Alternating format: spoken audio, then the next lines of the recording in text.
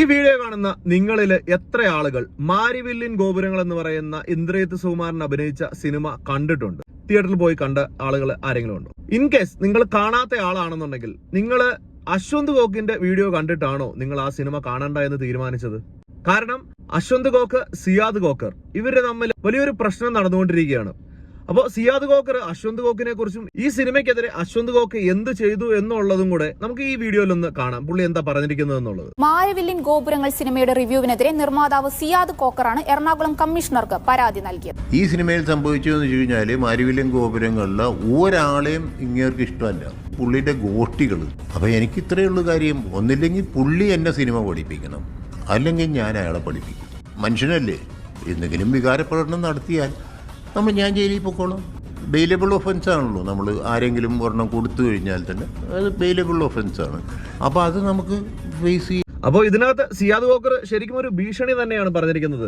കാരണം ഒന്ന് തല്ലിയാലും അതൊരു ബെയിലബിൾ ഓഫൻസ് ആണ്. അതുകൊണ്ട് അതിനും ഞാൻ മടിക്കത്തില്ല, എന്റെ വികാരം കൊണ്ട് ഞാൻ അങ്ങ് ചെയ്തു പോയാൽ അങ്ങ് ചെയ്യും എന്നൊക്കെയാണ് അദ്ദേഹം പറയുന്നത്. അതവിടെ നിൽക്കട്ടെ. അശ്വന്ത് ഗോക്ക് അതിനകത്ത് അല്ലെങ്കിൽ ഒരു സിനിമയെ കുറിച്ച് സംസാരിക്കുമ്പോൾ പേഴ്സണലായിട്ട് അതിനകത്ത് ഒരു നടനെ കുറിച്ചോ അല്ലെങ്കിൽ ഒരു നടീനെ കുറിച്ചോ പറയുന്നത് നിങ്ങൾ കണ്ടിട്ടുണ്ടോ? അത് ഷൂട്ട് ചെയ്ത് വെച്ചിരിക്കുന്ന രീതികളെ കുറിച്ചിട്ടൊക്കെയാണ് അശ്വന്ത് ഗോക്ക് സംസാരിക്കുന്നത് ഞാൻ കണ്ടിട്ടുള്ളത്.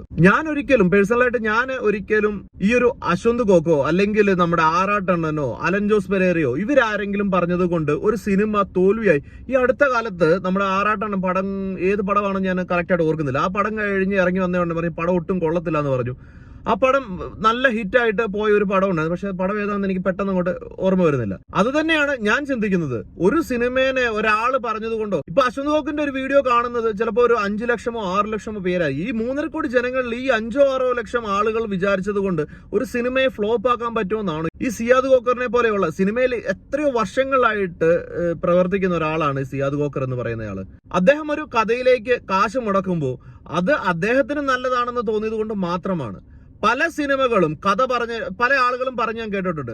കഥ കേട്ടപ്പോൾ ഭയങ്കര എഫക്റ്റ് ആയിട്ട് തോന്നി, ഇത് ഭയങ്കരമായിട്ട് ഹിറ്റ് ആകും എന്നൊക്കെ തോന്നിയ പല കഥകളും ഷൂട്ട് ചെയ്തതിന് ശേഷം ഇത് വേണ്ടായിരുന്നു എന്ന് ചിന്തിച്ച പല നടന്മാരും പറയുന്നത് ഞാൻ കേട്ടിട്ടുണ്ട്.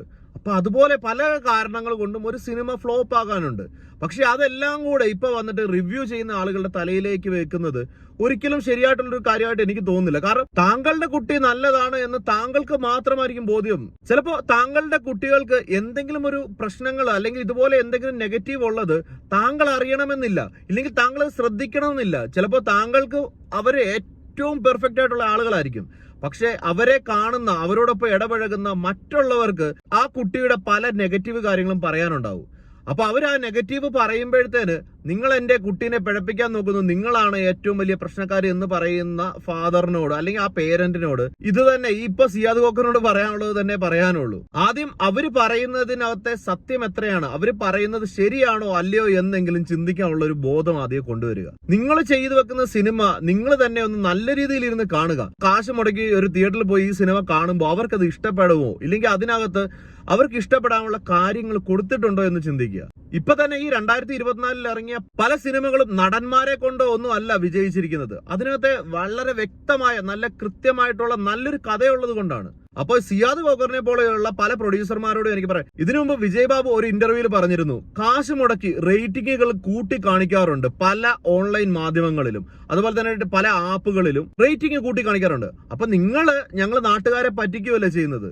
അശ്വന്ത് ഗോക്കിനെ പോലെയോ അല്ലെങ്കിൽ ഇതിനെ റിവ്യൂ ചെയ്യുന്ന പല ആളുകളും പറയുന്നത്, നിങ്ങൾ ഈ റിവ്യൂ ഒന്നും കണ്ടിട്ട് ഈ സിനിമ കാണാനായിട്ട് ഇങ്ങോട്ട് വന്ന് കാശ് കളയണ്ട എന്നേ പറയുന്നുള്ളൂ. കാരണം നിങ്ങൾ ഞങ്ങളെ പറ്റിക്കുമ്പോൾ അവർ സത്യം വിളിച്ചു പറയുന്നു, അത്രമാത്രമേ ഉള്ളൂ.